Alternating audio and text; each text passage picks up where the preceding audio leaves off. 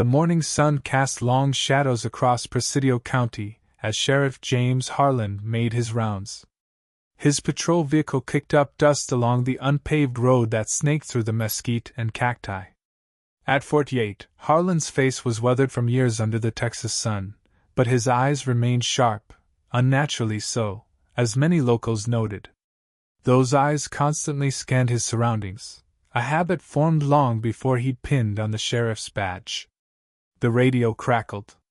"Sheriff, got a call about some suspicious vehicles out by the Miller Ranch. Probably nothing, but thought you'd want to know." "Copy that. I'm headed that way anyhow." Harland's voice was measured calm. He never raised it, never needed to. The locals called this part of Texas forgotten country. 30 miles from the nearest town of any size, it was a place where people came to be left alone. That suited Harland fine. After 3 tours overseas as a Marine Scout sniper, he'd had his fill of crowds and noise. Out here, the silence held information, the rustle of wind through dry grass, the distant call of a hawk, the unusual sound of multiple vehicles where they didn't belong. He adjusted the brim of his hat against the morning glare and felt the familiar weight of the Beretta on his hip. In the gun safe at home rested tools from another life, a custom M40A5 sniper rifle, a Kimber 1911, gear that hadn't seen daylight in 7 years. He hoped they'd stay there, gathering dust. The Miller Ranch came into view, a modest spread of cattle country with a windmill spinning lazily in the distance. Harland didn't immediately approach the main house. Instead, he pulled off onto a side trail, killing the engine at a rise that gave him a view of the property. Old habits. He reached for the binoculars kept in his center console. 3 vehicles he didn't recognize were parked near the barn. Black SUVs with tinted windows, new and expensive, out of place in this hardscrabble corner of Texas. He watched as men moved between the vehicles and the barn. The way they moved told him everything he needed to know. Military, maybe, or something adjacent. The casual confidence of men who were armed and knew how to use those arms. Harland felt a familiar tightness in his chest, the calm before action he'd known in Fallujah, in Helmand Province. He pushed it down. This wasn't a combat zone. This was his county. The wind shifted, carrying the scent of dust and desert sage. Harland closed his eyes briefly, an old centering technique. When he opened them, his gaze had the focus that had once earned him the call sign. "Hawk." "Dispatch, I'm observing the situation at the Miller place. Send Deputy Suarez as backup, but tell her to approach quietly, no lights or sirens." "Everything okay, Sheriff?" "Just being cautious."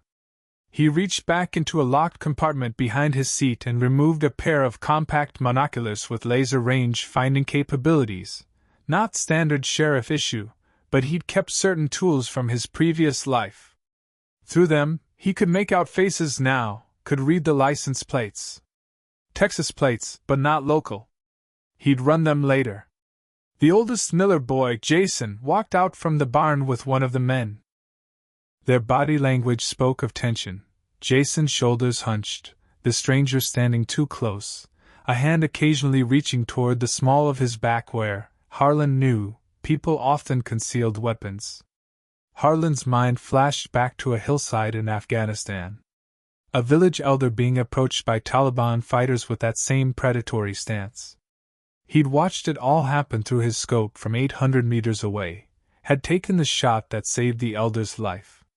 The memory came with the phantom sensation of rifle recoil against his shoulder. He blinked it away. Different time. Different place. But the instincts remained.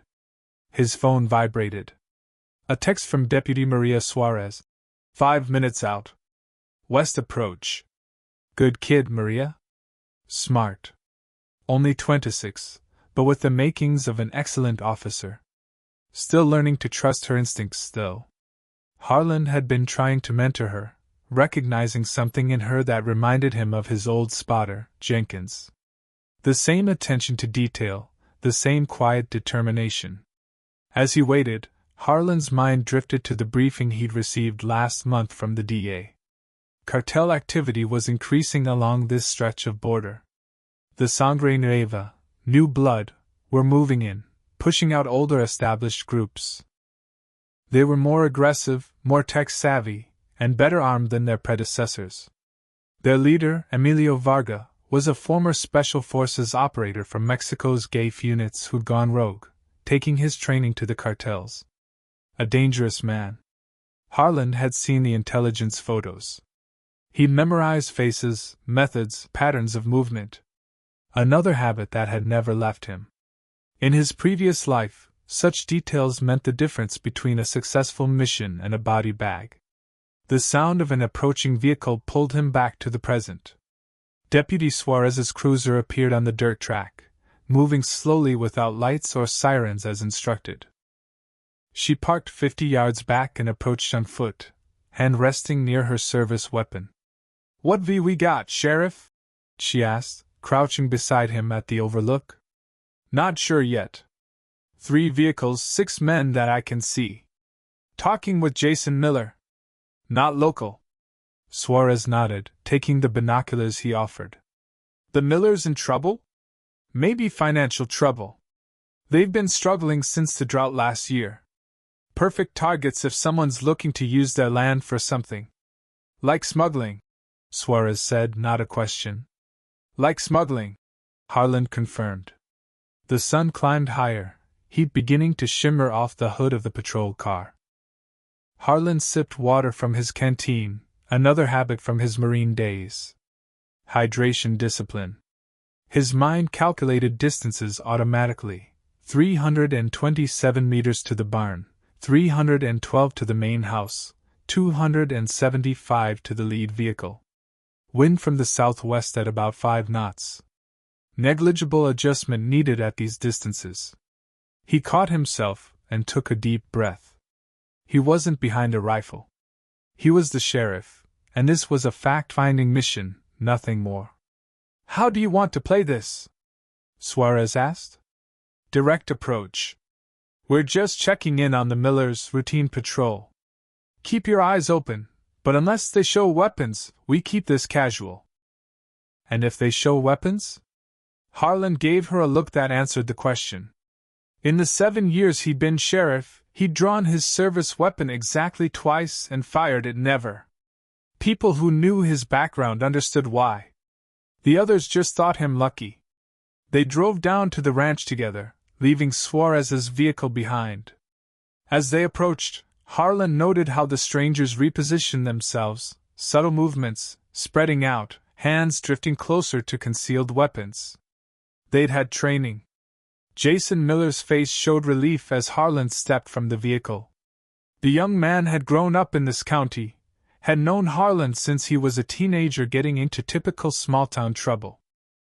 "Morning, Sheriff," Jason called, a slight tremor in his voice. "Just showing these gentlemen around. They're interested in buying some cattle." The lie was transparent. Harland nodded anyway, approaching with the careful, measured pace that was his trademark. "Morning, Jason. Thought I'd stop by, check in on your folks. Your dad mentioned having trouble with that well pump last time I saw him." One of the men stepped forward, mid-30s, gym-built with a sleeve of tattoos disappearing under his shirt collar. His smile didn't reach his eyes. "Sheriff. Didn't expect company out here. Small county. We look out for each other," Harland replied, assessing the man. The bulge under his jacket was definitely a sidearm. 2 more men had positioned themselves by the SUVs, hands hidden. The others had drifted toward the barn entrance. Textbook perimeter control. "Don't believe we've met. I'm Sheriff Harland. Marcos Diaz?" the man offered, not extending his hand. "Just doing some business with Mr. Miller here." "Cattle business must be good to need 3 vehicles," Harland observed mildly, looking past Diaz at the others. One of them he recognized from the DA briefing, a cartel enforcer known for excessive violence, even by Sangre Nueva standards. "You boys from around here?" "El Paso. Diaz answered too quickly. Looking to expand operations. Harland nodded thoughtfully. Long way from El Paso. Roads can be treacherous out here if you don't know them. Happy to have Deputy Suarez escort you back to the highway when you're done. The threat was subtle but clear. I know you're lying, and I'm giving you a chance to leave. Tension crackled in the dry air. For a moment, Harland thought the man might actually reach for his weapon. His own hand drifted casually toward his holster, not threatening but prepared. He'd faced down men with much more combat experience and far deadlier weapons. In Afghanistan, he'd once held a sniper position for 72 hours without sleep, waiting for a high-value target. Patience was his forte. The moment stretched, then broke as Diaz forced another smile. Appreciate the concern, Sheriff, but we know our way just fine. Harland nodded. Well, don't let me interrupt your business. Jason, your dad around? Thought I'd say hello while I'm here. Relief washed over Jason's face. He's up at the house, Sheriff. Ma'am. Diaz acknowledged Deputy Suarez with a nod that lingered too long as he stepped aside. As they walked toward the house, Harland kept his pace unhurried, his posture relaxed, even as his senses remained on high alert. He could feel eyes on his back, could practically hear the furious whispers as the men conferred. They'd be making calls as soon as he was out of earshot, reporting the unexpected complication of an observant sheriff. Those aren't cattle buyers, Suarez muttered under her breath. No, Harland agreed. Call in those plates as soon as we're clear. And we'll need to have a real conversation with the Millers. At the house, Robert Miller looked 10 years older than when Harland had seen him last month. His wife, Ellen, served coffee with shaking hands, avoiding eye contact. They showed up 3 days ago. Robert explained once they were inside, voice low. Said they were interested in using part of the back property. Offered cash, lots of it. We're behind on the mortgage, Sheriff. Bank's been making noise about foreclosure. What exactly do they want the land for? Harland asked, though he already knew the answer. Storage, they said. Just temporary. Shipments coming through that need somewhere to sit for a few days before moving on. Ellen's voice was barely above a whisper. We didn't know who they were at first, I swear. But then more came, and they started talking about protection and territorial rights and… She broke off, wiping at her eyes. They threatened you? Suarez asked. Robert's gaze dropped to his coffee mug. Not in so many words. But they made it clear refusing wasn't an option. Mentioned our grandkids over in Alpine, what school they go to. Said it would be a shame if something happened to them. Harland felt cold anger settle in his stomach. He'd seen this pattern before, not just overseas but in the border towns where he'd grown up. The cartels always started this way, seemingly reasonable business propositions backed by subtle threats, then escalating demands and violence. You made the right call, asking me to come out here, he said, though Robert hadn't actually called him. The sheriff had just known something was off during their conversation at the diner last week. Another instinct from years of reading people under stress. What can you do, Sheriff? Ellen asked, desperation in her voice. We've heard stories about these people. What they do to families. Harland considered his words carefully. As sheriff, he was limited in manpower and jurisdiction. The Rangers could help, maybe the DA, but bureaucracy moves slowly, and the cartel wouldn't wait. First, we document everything, he said. Every interaction, every threat, no matter how veiled. Then we contact the state authorities. What he didn't say was that he'd also begin his own surveillance, would tap into the network of veterans and former law enforcement that had settled in this part of Texas. People who understood what was really happening and had the skills to do something about it. And in the meantime? Robert asked. In the meantime, you stall them. Tell them you need to consult with your lawyer about any land use agreements. That buys us a few days. Harland set down his coffee mug. And Ellen, you might want to call your daughter in Alpine. Suggest a surprise visit from the grandkids. Just until this is sorted. The fear in Ellen's eyes told him she understood what he wasn't saying. Get the children away from here. As they left the house, Harland noted that 2 of the SUVs were already gone. The remaining vehicle pulled away as they approached, dust billowing behind it. Marcos Diaz sat in the passenger seat, eyes locked on Harland as they passed. The look was clear, this isn't over. Harland watched them go, memorizing faces, vehicle details, the subtle indicators that distinguished these men from ordinary criminals. In his mind, he was already formulating contingencies, identifying defensive positions, cataloging the resources at his disposal. What now? Suarez asked as they returned to the patrol car. Now we make some calls, Harland replied. And we start watching the back roads. The drive back to town was quiet, both lost in thought. The flat, austere landscape of West Texas rolled by, a terrain that reminded Harland, sometimes painfully, of Afghanistan. He'd come here after his discharge, seeking something familiar yet different. The desert provided both, the same unforgiving sun and open sight lines, but without the constant threat of IEDs and ambushes. Or so he'd thought. The town of Sierra Vista appeared on the horizon, little more than a cluster of buildings serving the surrounding ranches. Population 2,347 according to the faded sign. Harland had lived here for 9 years, been sheriff for 7, and still sometimes felt like an outsider. Few people knew the details of his military service, the Distinguished Service Cross, the missions that never made the official records, the things he'd seen and done in service to his country.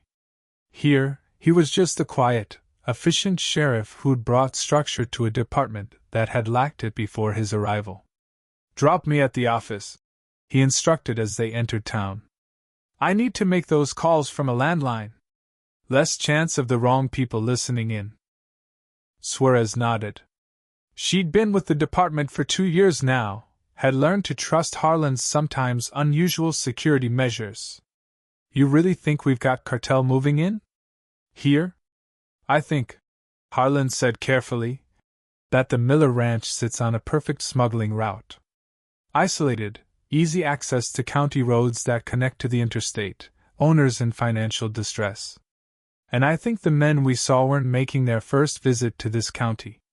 Shit, Suarez muttered.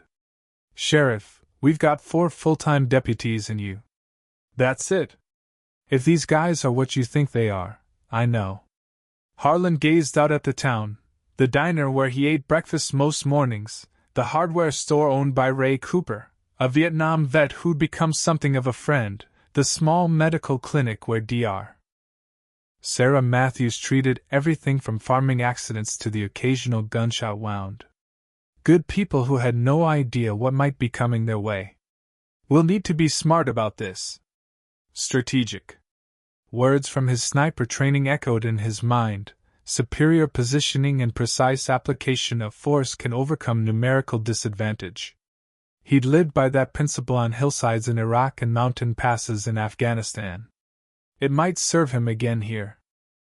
Back at the sheriff's office, Harland locked the door and pulled the blinds before making his calls. First to the Texas Rangers, specifically Captain Eduardo Reyes, a man he'd worked with on cross-jurisdictional cases before. I need eyes on the Miller property, Harland explained after describing the situation. And any intelligence you've got on Sangre Nueva movement along this stretch of border. I can have a surveillance team there in 36 hours, Reyes replied. But if this is Vargas' crew, they won't wait that long to start moving product. You should consider evacuating the Millers. Already working on it, Harland said. What about DA support? They're stretched thin. Operation in Laredo taking priority. I can get you satellite imagery from last week, personnel files on known associates, but boots on the ground. Reyes trailed off. I understand, Harland said, though the familiar frustration rose in his chest. Too few resources, too much border. An old story? After hanging up, Harland spread a topographical map of the county across his desk. He marked the Miller Ranch, the likely routes from the border, the secondary roads that could be used for distribution. His mind worked through the tactical possibilities automatically, a skill honed through years of planning operations in hostile territory. The office door opened, and Raymond Cooper stepped inside, closing it behind him. In his late 60s, with steel-gray hair and shoulders still broad from decades of physical labor, Cooper had been one of the first people to welcome Harland to town. A fellow veteran who recognized the signs of a man still carrying the war inside him. "Heard there was trouble at the Miller place," Cooper said without preamble. News traveled fast in small towns. "Potential trouble," Harland acknowledged. "You still keep in touch with that network of yours? The old timers?" Cooper nodded. "Vietnam vets mostly, some Desert Storm. Few younger guys from Iraq and Afghanistan scattered around the county. Why? I might need reliable eyes and ears. People who know how to stay hidden, keep watch, report accurately." Harland tapped the map. "Especially here, here, and here." Cooper studied the marked locations. "Cartel? Looks that way." "Shit." Cooper ran a weathered hand over his face. "We're not set up for that kind of fight, James." "Not asking for a fight," Harland clarified. "Just information. For now." The qualification hung in the air between them. Both men knew how quickly intelligence gathering could become something else entirely when cartels were involved. "Let me make some calls," Cooper finally said. "Got a cousin over in Terlingua who runs a hunting guide service. Got men who know every inch of these borderlands. Could have them checking those areas by nightfall, looking like nothing more than scouting parties." Harland nodded. "Keep it quiet. If we're right about who these people are, they've got resources. Informants in all the usual places. Ain't my first rodeo, Sheriff," Cooper said with a grim smile. "Did 2 tours in the Mekong Delta. Know something about watching the watchers." After Cooper left, Harland spent the next hour on secure communications with various agencies, calling in favors from his military days, piecing together a clearer picture of what they were facing. The information confirmed his worst suspicions. Sangre Nueva was making a coordinated push into new territory, with the quiet county a strategic choice for their expansion. A knock at the door interrupted his thoughts. Deputy Suarez entered, looking troubled. "Just ran those plates, Sheriff. 2 of the vehicles came back clean, too clean. Corporate registrations with perfect paperwork. The kind that screams front company.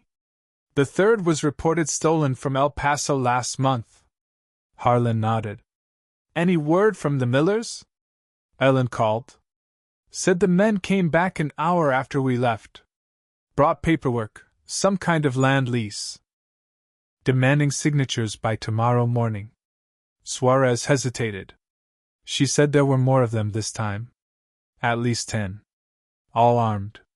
Harland checked his watch. Almost 4 p.m. The sun would set in a few hours, and darkness would bring increased cartel activity. He needed to move the Millers tonight, set up observation points, establish a secure communications network. The mental checklist formed automatically, just as it had for countless missions overseas.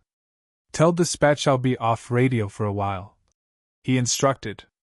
"I'm going to swing by Dr. Matthews' clinic, then head out to my place to pick up some equipment."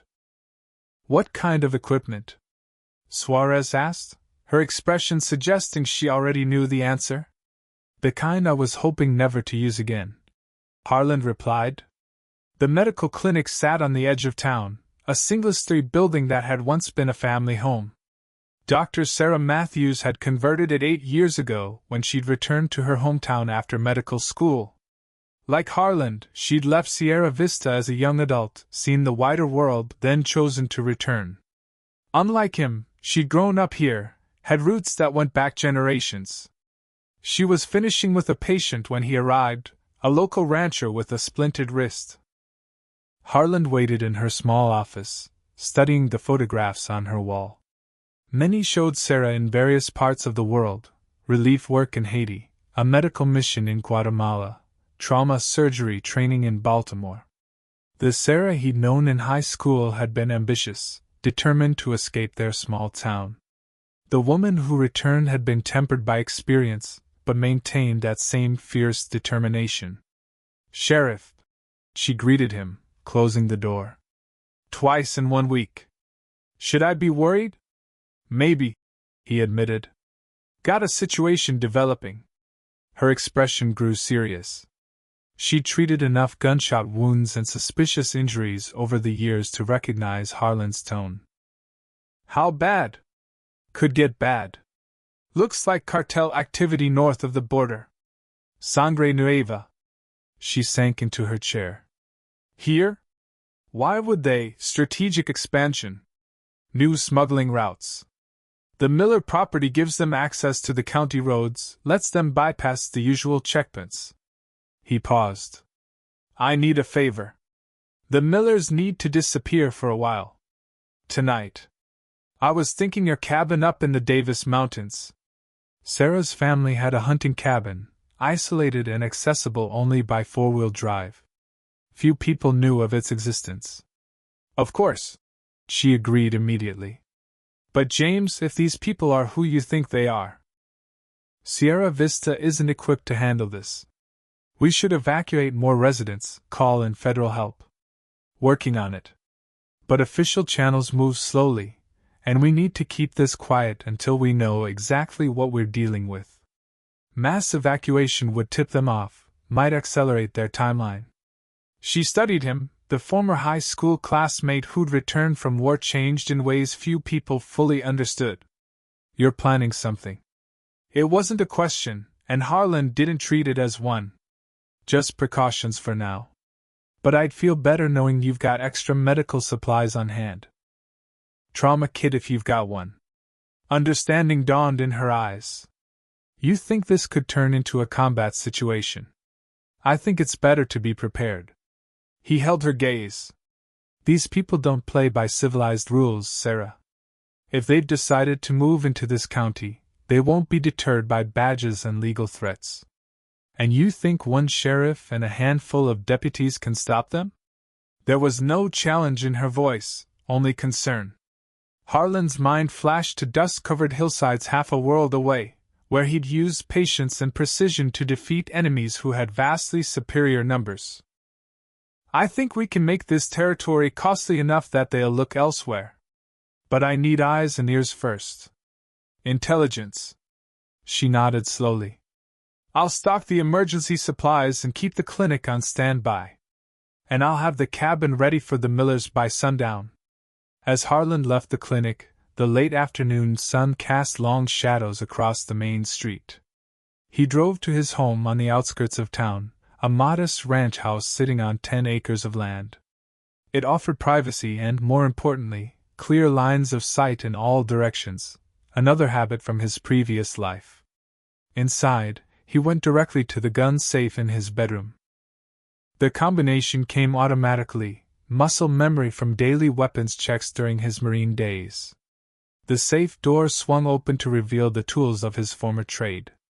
He removed the M40A5 sniper rifle, checking it methodically despite knowing it was in perfect condition. He'd maintained it religiously, even as he'd hoped never to use it again. Next came the spotting scope, range finder, ghillie suit components, and tactical communications gear, all carefully preserved. The weight of the equipment in his hands brought back a flood of memories. The disciplined stillness of waiting for a target, the controlled breathing before a shot, the bond with his spotter that required no words. He packed everything into an unmarked duffel bag, then changed into dark clothing suitable for night movement. As he worked, his mind settled into the familiar calm of mission preparation, all extraneous thoughts falling away, leaving only objectives, contingencies, and the next immediate task. His phone vibrated. A text from Cooper. "Eyes in place at locations 1 and 3. Working on 2. Movement already spotted at southern approach. They were moving faster than expected. Harland texted back. Maintain distance. Observation only. Dusk had fallen by the time Harland drove back toward town. He took a circuitous route, watching for signs of surveillance. Years of operating in hostile territory had taught him to recognize the subtle indicators. The same vehicle appearing too often, parked cars with occupants, unusual patterns of movement. He spotted nothing obvious, but the hairs on the back of his neck remained raised. Instinct told him they were being watched. He stopped at the diner, Sierra Vista's unofficial command center for local information. Cora, the owner, had been serving coffee and gossip for 30 years and missed nothing that happened in town. The dinner crowd was sparse tonight, just a few regulars at the counter. Evening, Sheriff, Cora called as he entered. Coffee? Please. He took a seat at the end of the counter, positioning himself to see both the entrance and the parking lot through the windows. Cora slid a mug in front of him and leaned in close. Strangers in town, she said quietly. 2 men at the motel, another 3 came by here for lunch. Didn't like the looks of them. Harland nodded. Anyone approach the locals? Ask questions?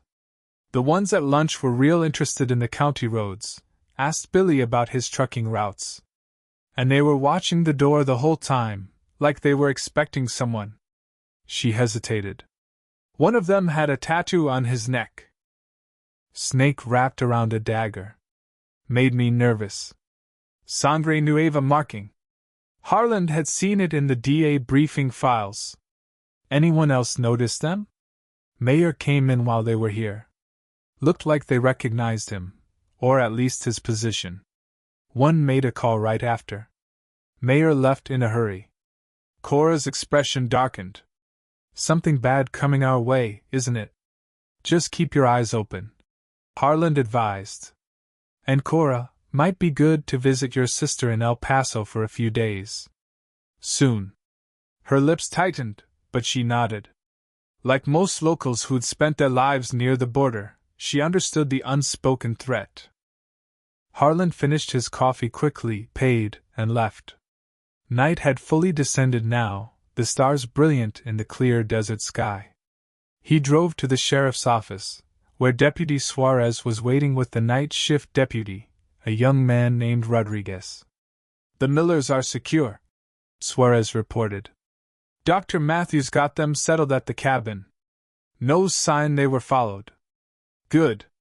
Harland unfolded a detailed map of the county on the desk. We need to establish observation points here, and here.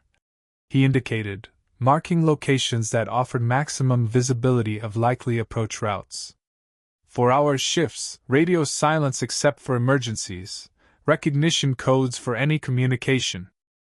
Suarez and Rodriguez exchanged glances. Sheriff, that sounds a lot like military protocol, Rodriguez said cautiously. It is, Harland acknowledged. We're dealing with an organization that has military training and tactics. We adapt accordingly. Shouldn't we call in more deputies from the next county? Rodriguez asked. Or state troopers? Not yet. Too many unknown variables, potential informants.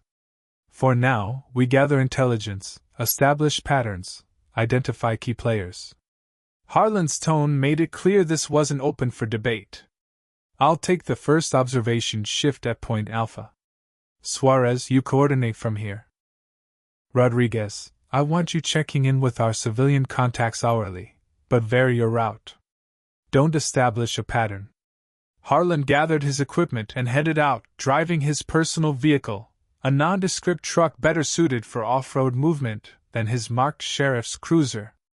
He took a winding path to the first observation point, a rocky outcropping that overlooked both the Miller property and the most direct route from the border.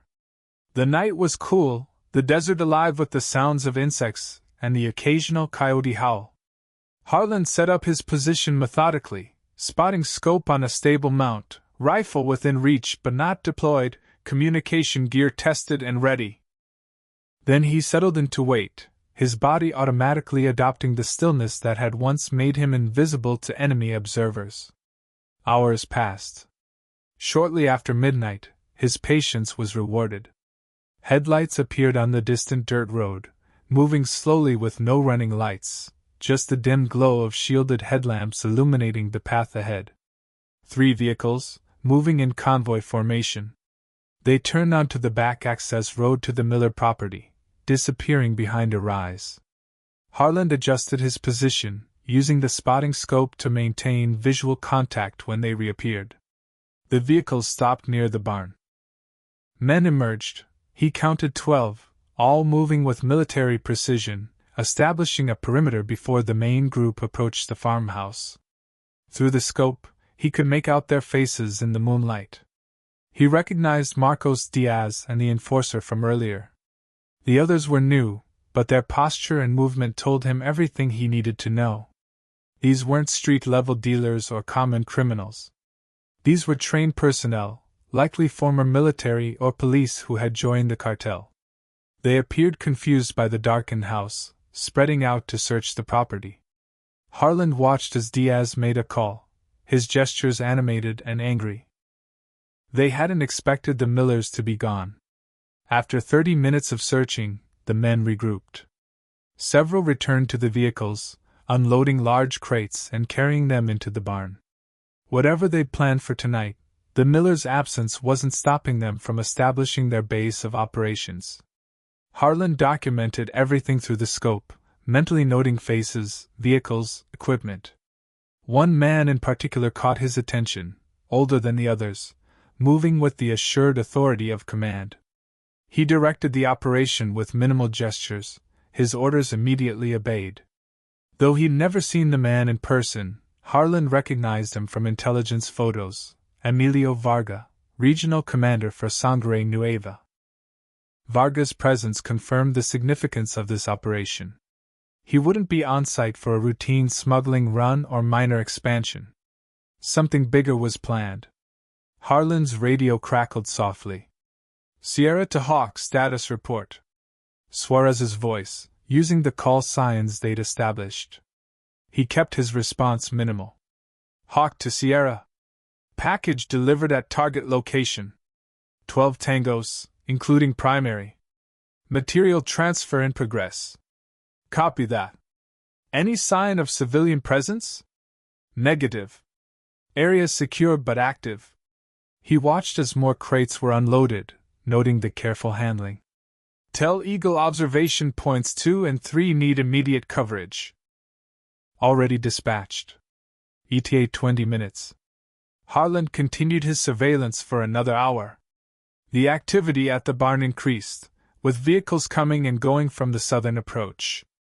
By 0200 hours, he estimated at least 20 cartel members were on site, establishing what appeared to be a substantial forward operating base. The familiar knot of tension formed between his shoulder blades, the same feeling he'd had before major operations in combat zones. This wasn't a minor incursion. Sangre Nueva wasn't just passing through, they were setting up permanent infrastructure. His mind worked through the tactical implications. The cartel had chosen this location carefully, isolated enough for privacy but with excellent access to distribution routes.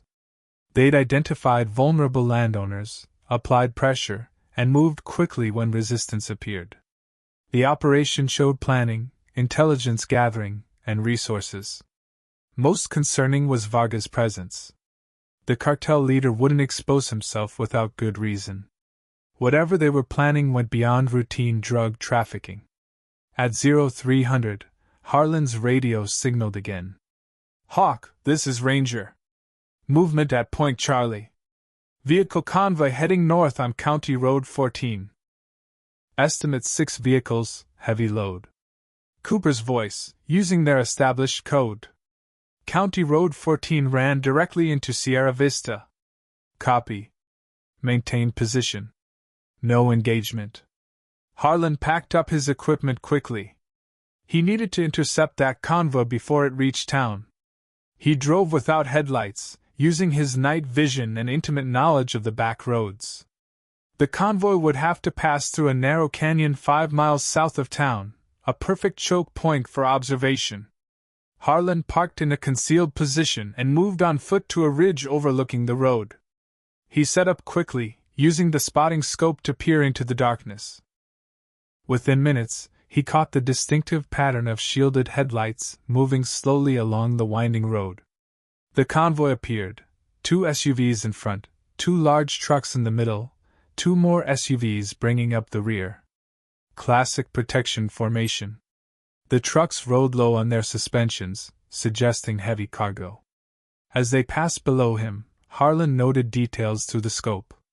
The lead vehicles had men riding shotgun, submachine guns visible. The rear guard was equally armed. While he couldn't see the cargo, the security level indicated something valuable, weapons perhaps, or a large drug shipment. The convoy turned onto the road leading into Sierra Vista. Harland packed up and followed at a distance, maintaining visual contact. In town, the vehicles separated. The trucks continued north toward the county line, while the escort vehicles turned onto Main Street. Harland followed the escort vehicles, watching as they parked in front of the Sierra Vista Motel. Men emerged, weapons now concealed under jackets, and entered different rooms. Establishing a presence in town, another piece of the tactical puzzle slotting into place. He circled back to the sheriff's office, where Suarez was waiting with Cooper and Rodriguez. "They're setting up shop," Harland announced without preamble. "Using the Miller Place as their forward base, putting men in town, moving product north." He spread the map on the desk. "Cooper, what did your people see at the other observation points?" "Similar activity," Cooper reported grimly. "Vehicles crossing at 3 different points along the border, all converging on routes that lead to the Miller property or bypass it heading north. Professional operation, using scouts and counter-surveillance. My guys nearly got spotted twice." Harland nodded. "Rodriguez, what's the word in town?" "2 strangers checked into the hotel yesterday, asking about property for sale." Another approached Old Man Jenkins about his trucking business, offered cash for no questions asked deliveries. Rodriguez hesitated. And Mayor Wilson had an unscheduled meeting with some businessmen from out of town. Closed door. He came out looking shaken. The pieces aligned with a pattern Harland had seen before. The cartel was establishing infrastructure, safe houses, transportation, local officials under pressure. "They're moving faster than I expected," Harland admitted. "We need to accelerate our timeline. Suarez, contact Ranger Reyes. Tell him we need that surveillance team now, not in 36 hours. And we need a direct line to DA command." "You think they'll respond?" Cooper asked skeptically. "They will when they hear Varga is personally on site." Harland tapped the map where the Miller property was marked. "This isn't just another smuggling operation. They're establishing a forward headquarters, something significant enough to bring their regional commander into the field." Dawn broke over Sierra Vista with an ominous quiet. Harland had managed 2 hours of sleep before returning to the office, where he found Suarez already at her desk, eyes red-rimmed from her own shortened night. "DA's sending a liaison, but not for 48 hours, she reported. "Rangers can give us aerial surveillance starting this afternoon, but ground support is still tied up with the Laredo operation." Harland nodded, processing the information. "What about the state police?" 2 units redirected to assist, ETA this evening." She hesitated. "Sheriff, I did some digging on Varga. His file is concerning." She pushed a folder across the desk. Harland opened it to find printouts of classified intelligence reports, surveillance photos, and criminal histories. As he read, his expression darkened. Emilio Varga had been trained by U.S. Special Forces as part of a joint counter-narcotics program in the early 2000s. After returning to Mexico, he'd served with distinction in GAFE, Mexico's elite special forces, before disappearing during an operation against the cartels. 3 years later, he resurfaced as a cartel commander, using his military training and connections to build Sangre Nueva into one of the most disciplined and lethal criminal organizations on the border. "How did you get this?" Harland asked, noting the classified headers. Suarez met his gaze steadily. "Before I moved here, I was DA Intelligence in El Paso. Still have contacts." A piece of the puzzle clicked into place. Suarez's uncommon attention to detail, her tactical awareness, her comfort with Harland's military approaches. He'd sensed there was more to her background but had respected her privacy. "We worked the Sangre Nueva case for years," she continued. "Varga's not just another cartel thug. He runs his operation like a military campaign: intelligence gathering, secure communications, counter-surveillance, strategic objectives. And he's brutal about eliminating threats." Harland processed this new information about his deputy, filing it away while focusing on the immediate threat. Any pattern to his expansion strategies? Yes. He identifies vulnerable communities, establishes a forward base, then systemically compromises local leadership, bribes, blackmail, intimidation. Once he controls the infrastructure, he moves in major shipments. Suarez tapped a surveillance photo showing Varga with several men. These are his lieutenants. Former military, all of them. They're not street criminals, they're a paramilitary force. The office door opened, and Mayor Thomas Wilson entered without knocking. In his mid-50s, with the polished appearance of a small-town politician, Wilson had always maintained a cordial but distant relationship with Harland. "Sheriff, we need to talk," Wilson announced, his usual confident demeanor noticeably strained. "Privately." Harland nodded to Suarez, who gathered the files and left the office. Once the door closed, Wilson collapsed into a chair, running a hand over his face. "They came to see me last night," he said without preamble. "Men representing business interests from across the border. Offered a substantial infrastructure investment in Sierra Vista. Made it clear refusing wasn't an option." "What exactly did they want?" Harland asked, though he already knew the answer. "Cooperation. Advance warning of law enforcement operations. Use of certain municipal properties. Looking the other way on specific matters." Wilson's voice dropped. "They had pictures of my daughter at college in Austin. Knew her class schedule, her boyfriend's name, where she works part-time. Classic cartel tactics: identify vulnerabilities, apply precise pressure." "What did you tell them?" "That I'd consider their offer." Shame colored Wilson's face. "What else could I say? These people, the things they implied they'd do to my daughter." Harland felt no judgment. He'd seen enough combat to know courage took many forms, and protecting family was a primal instinct. "You did the right thing buying time. But now you need to get your daughter somewhere safe." "Already done. Called her last night, told her there was a family emergency. She's on her way to my sister's in Minnesota." Wilson looked up, his expression hardening. "What are we dealing with here, Sheriff?" "Sangre Nueva Cartel. Military trained. Establishing a base of operations in our county. Moving product through our town." Harland kept his assessment clinical. "They've compromised the Miller property. Putting men in town. Approaching local businesses. And pressuring officials, starting with you." "Christ." Wilson shook his head. "This isn't a county sheriff issue, Harland. This is federal territory. We need to call in serious backup. Already working on it. But federal response is slow, and the cartel knows it. That's why they're moving so fast, establishing their position before meaningful opposition can mobilize." "So what's your plan?"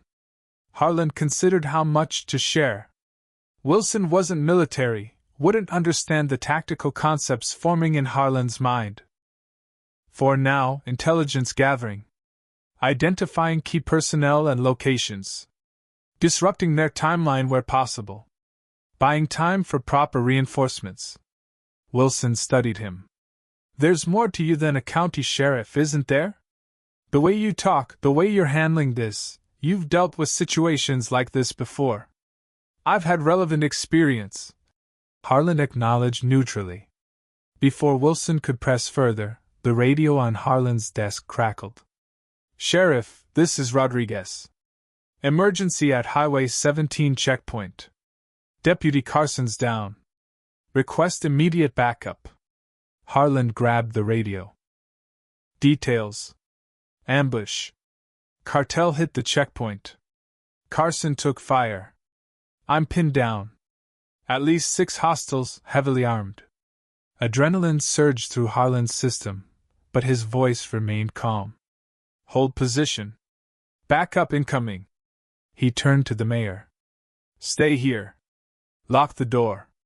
No one enters except my deputies. Outside, Harland found Suarez already preparing, tactical vest on, extra magazines secured. Highway 17 checkpoint. Rodriguez and Carson ambushed. He briefed her as they moved toward the patrol vehicles. Call state police, request immediate assistance. Then get Dr. Matthews on standby for casualties. They took separate vehicles, a tactical decision to avoid having both commanding officers in one potential target. Harland drove the lead car, Suarez following 20 seconds behind. The checkpoint was 8 miles north of town, a simple roadblock established to monitor traffic on the main highway connecting Sierra Vista to the interstate. As he drove, Harland's mind shifted fully into combat mode, assessing the situation with cold precision. The checkpoint attack wasn't random. It was a deliberate message, a show of force demonstrating the cartel's willingness to directly engage law enforcement. It was also a test, gauging the response capabilities of the sheriff's department.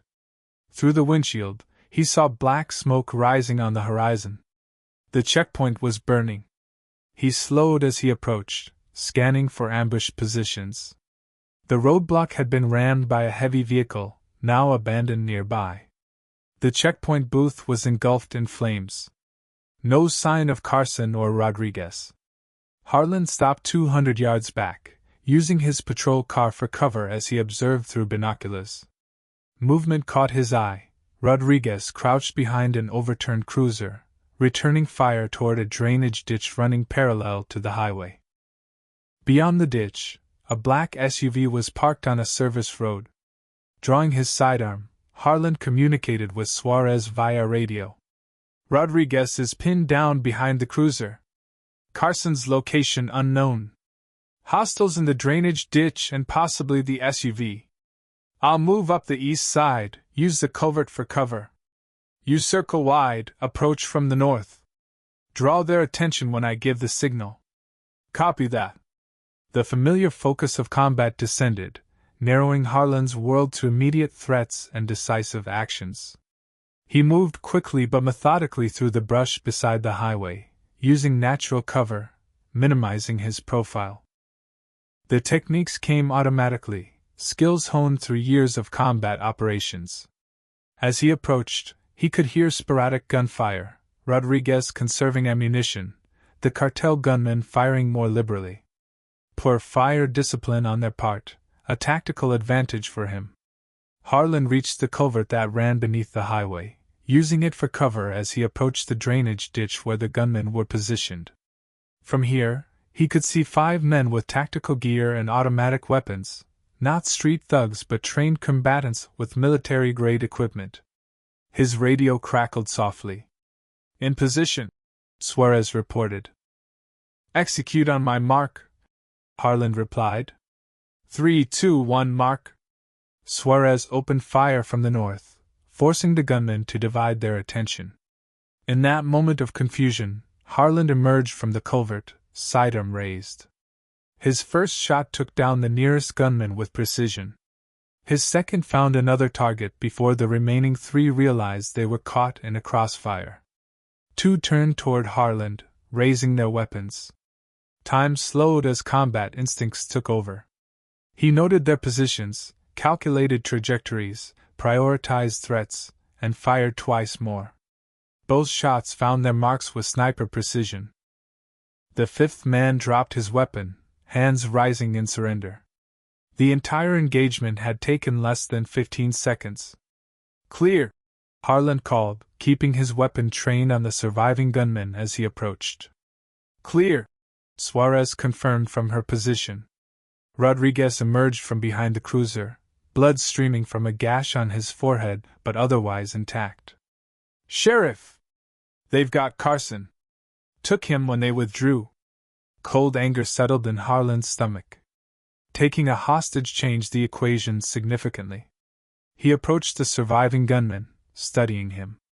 Young, maybe mid-20s, with the hardened expression of someone who'd seen combat but lacked the discipline of the true professionals. "Where did they take him?" Harland asked in Spanish, his tone conversational. The gunman spat at Harland's feet. "You're dead, gringo. All of you. Varga will skin you alive for this." Harland shifted subtly, his demeanor changing from sheriff to something else entirely. His voice dropped to a register that made the gunman flinch. "You have about 30 seconds to tell me where they took my deputy. After that, I stop being a law enforcement officer and become something you don't want to meet." Something in Harland's eyes must have convinced the man. "The Miller place. That's our forward base. But you're too late. Your deputy is probably already dead." Harland secured the prisoner, handing him off to Suarez. "Get him to the station. Secure cell, no contact with anyone. Then call Ranger Reyes, update him on the situation." "What about Carson?" Rodriguez asked, desperation in his voice. "I'll handle it," Harland replied, already moving toward his vehicle. "Secure the scene, wait for state police backup. No one approaches the Miller property until I give the all-clear." Back in his patrol car, Harland made a decision. Opening the trunk, he retrieved a go bag he kept for emergencies, containing items not standard for sheriff duty. He changed quickly into dark tactical clothing, loaded a vest with extra magazines, secured a combat knife, and added communication equipment.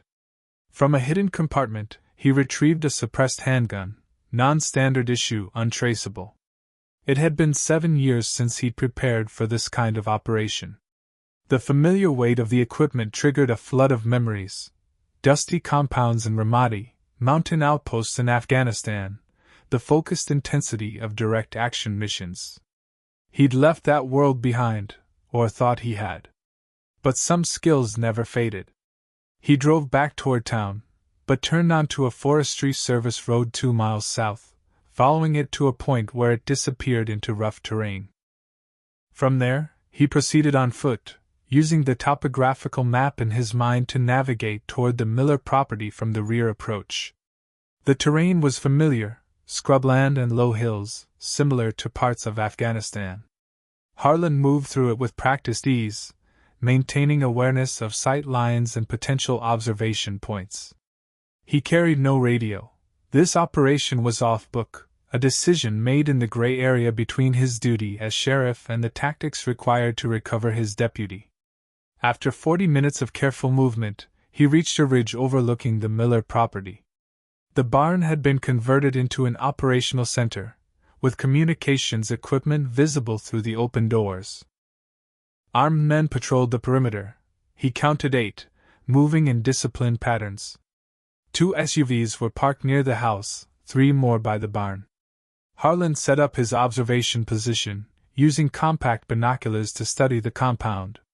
Through the farmhouse window, he caught glimpses of activity, men moving between rooms, the occasional flash of weapons. Then he saw what he was looking for, Deputy Carson, bound to a chair in what had been the Millers' living room. A man stood over him, Marcos Diaz, from their earlier encounter. Carson was alive but had been beaten. Even from this distance, Harland could see blood on his uniform. 2 guards stood nearby, automatic weapons at the ready. Beyond them, partially visible through a doorway, stood Emilio Varga. The cartel leader was speaking on a satellite phone, gesturing occasionally toward Carson. Harland assessed the situation with cold precision. At least 15 cartel members on site. Trained personnel. Superior numbers and firepower. A hostage in a central location. Reinforcements too distant to be relevant. The tactical options were limited and all carried significant risk. A direct assault would fail and likely result in Carson's death. Negotiation wasn't viable. The cartel had clearly escalated to open warfare. Waiting for backup would give the cartel time to execute Carson or move him to a less accessible location. That left one option, a precision operation utilizing his specialized training. The kind of mission he'd conducted in his previous life, where superior skill and surprise compensated for numerical disadvantage. Harland retreated from the ridge, moving to a concealed position where he could prepare.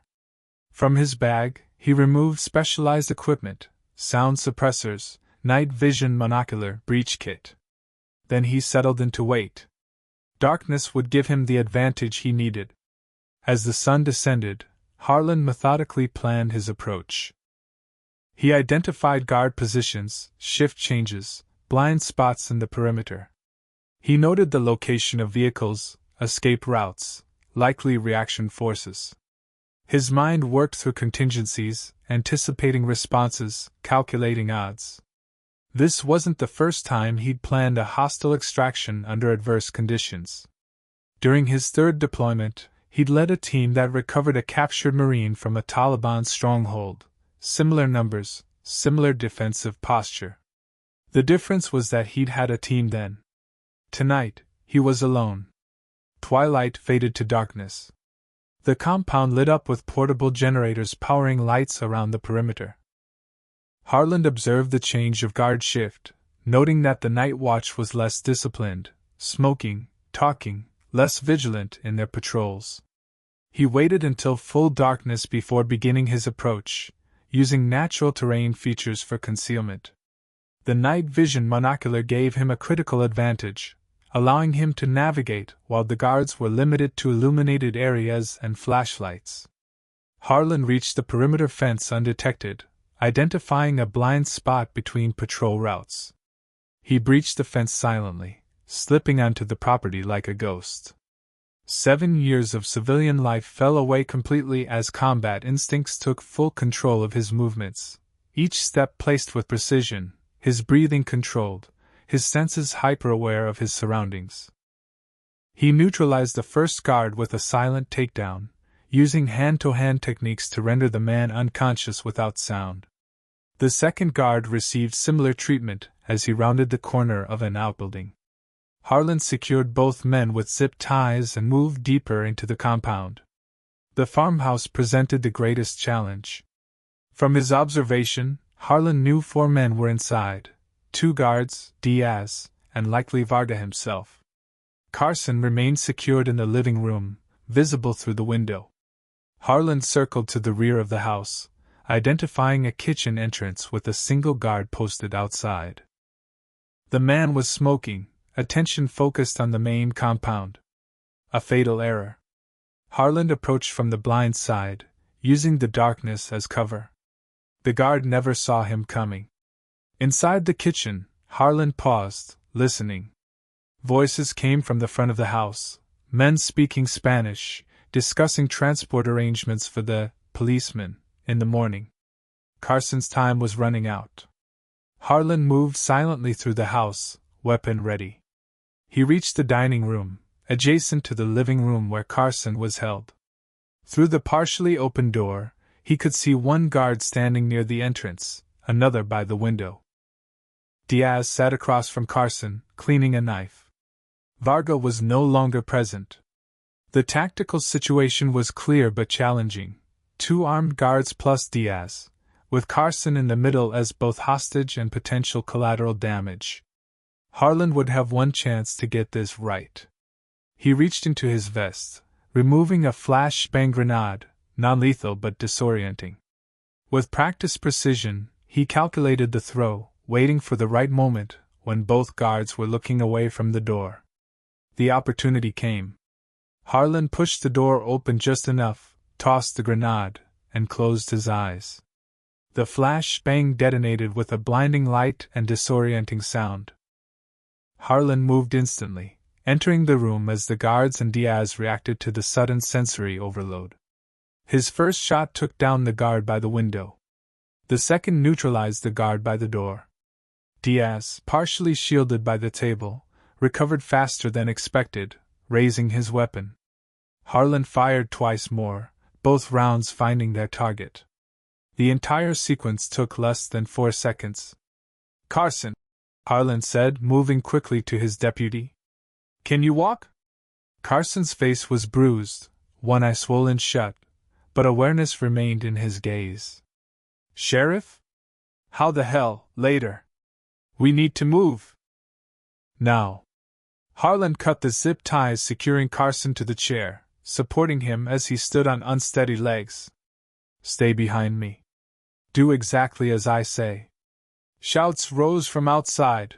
The flash bang had alerted the compound. Harland led Carson toward the kitchen, maintaining a defensive posture as they moved. At the rear door, he paused, assessing the situation. Flashlight beams cut through the darkness as cartel members converged on the house. "We've got about 30 seconds before they surround us," Harland said calmly. "When we move, head directly for the tree line to the south. Don't stop, don't look back." Carson nodded grimly, some strength returning to his stance. "Ready when you are, Sheriff." Harland checked his weapon, then opened the door. The yard remained momentarily clear, attention focused on the front of the house. Now. They moved quickly through the darkness, Harland covering their retreat as Carson made for the tree line. They'd covered half the distance when a shout went up. They'd been spotted. Gunfire erupted from multiple positions. Harland returned fire selectively, aiming for muzzle flashes, more to suppress than eliminate. His primary objective was extraction, not engagement. They reached the tree line as bullets splintered bark around them. Harland guided Carson deeper into the cover, using terrain features to break visual contact with their pursuers. Behind them, the compound erupted in chaotic activity, vehicles starting, men shouting, more gunfire.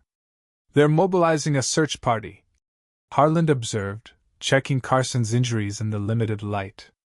"We need to keep moving.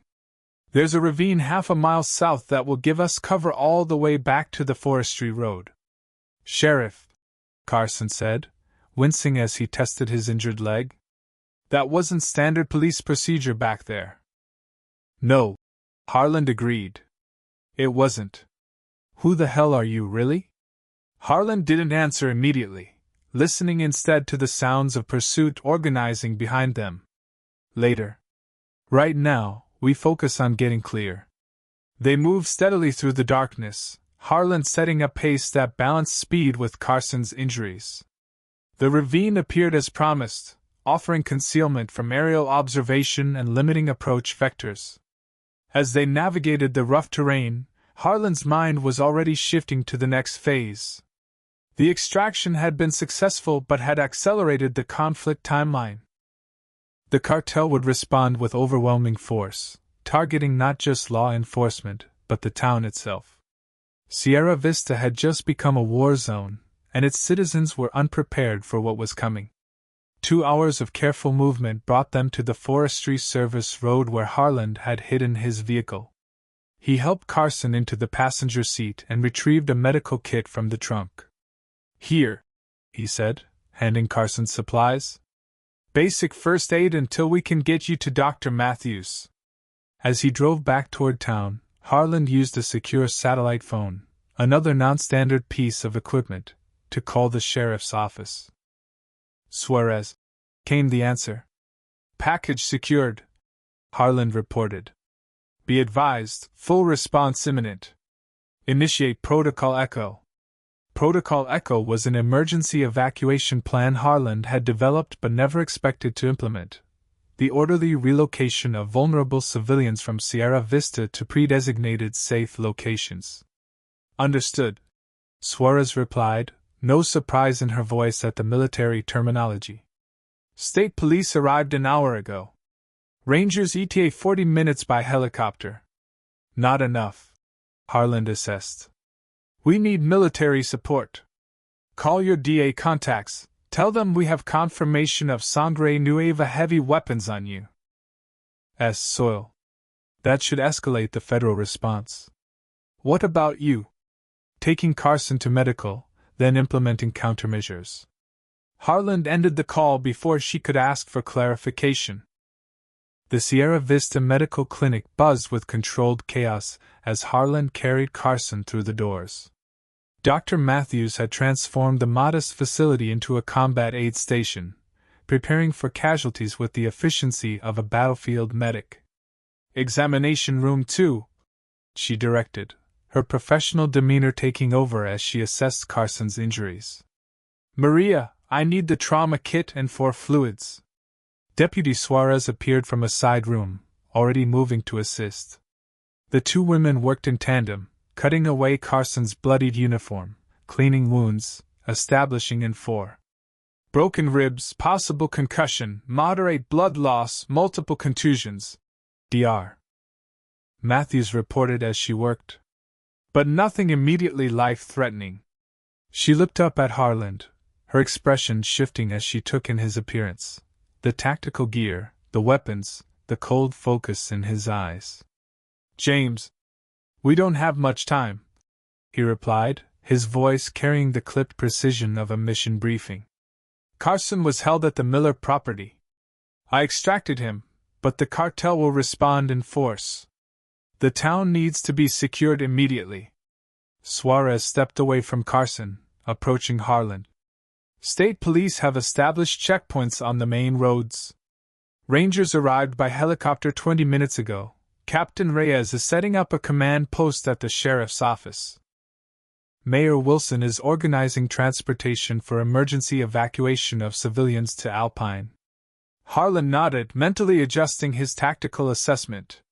How many Rangers? 6, including Reyes. State police? 4 units, 8 officers. Not enough, Harland concluded. He turned to Dr. Matthews. Sarah, you need to prepare for mass casualties. And be ready to relocate essential medical supplies if we have to abandon the clinic. Her hand stilled momentarily as the implication of his words sank in. You're expecting a war. I'm expecting a coordinated offensive by a paramilitary force against a civilian target. These aren't common criminals. They're trained combatants with military-grade weapons and tactical experience. Harland checked his watch. They've had 2 hours to organize their response. We should expect contact within the next 60 minutes. The clinical brightness of the examination room seemed suddenly stark, highlighting the blood on Harland's tactical gear, the weapons secured to his body, the unfamiliar hardness in his expression. The sheriff they knew had disappeared, replaced by someone else entirely, someone forged in combat zones half a world away. Who are you? Sarah asked quietly. Harland met her gaze. Someone who's done this before. Before she could respond, the clinic door burst open. Raymond Cooper entered, accompanied by 3 men Harland recognized as local veterans: Hector Ramirez, former Army Ranger; Mike Tanner, retired Marine; and Sam Wilson, a Vietnam-era Navy corpsman. Perimeter's been established around the town center, Cooper reported, the casual hardware store owner now displaying the bearing of the combat veteran he'd once been. Got 15 men with hunting rifles covering the main approaches. Another 10 evacuating the outlying homes. Good, Harland acknowledged. Sam, I need you to assist Dr. Matthews. You've got combat medical experience. Hector, Mike, you're with me. The men nodded, accepting his authority without question. Sarah looked between them, understanding dawning on her face.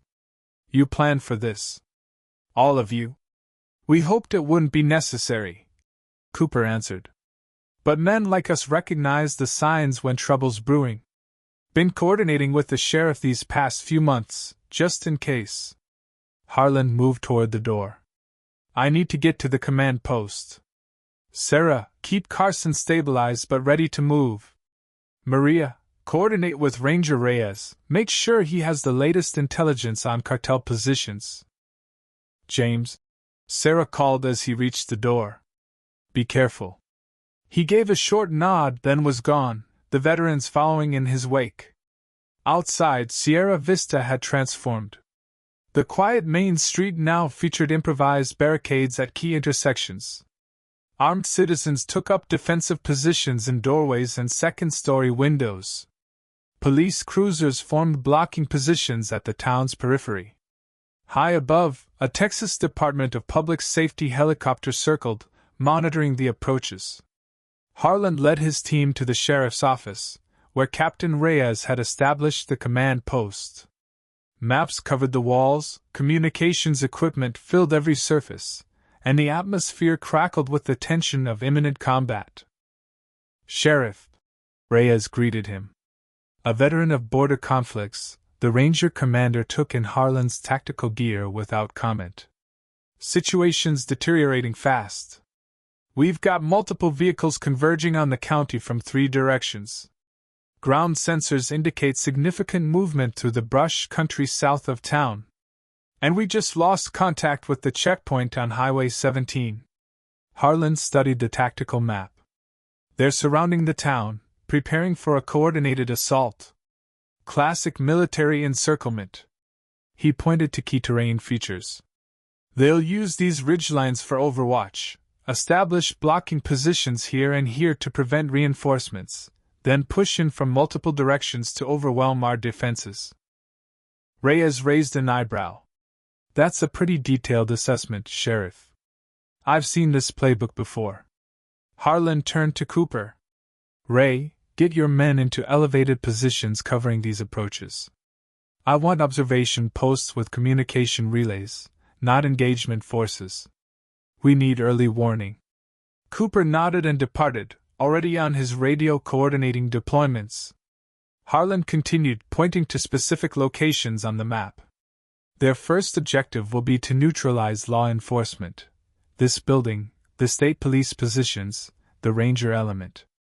Secondary targets will be communications infrastructure and medical facilities. They'll want to isolate the town before moving in force. You sound like you're reading Varga's mind, Reyes observed. I'm reading his training, Harland corrected. He was U.S. trained special operations, same as I was. Different theaters, same doctrine. Reyes studied him with new understanding.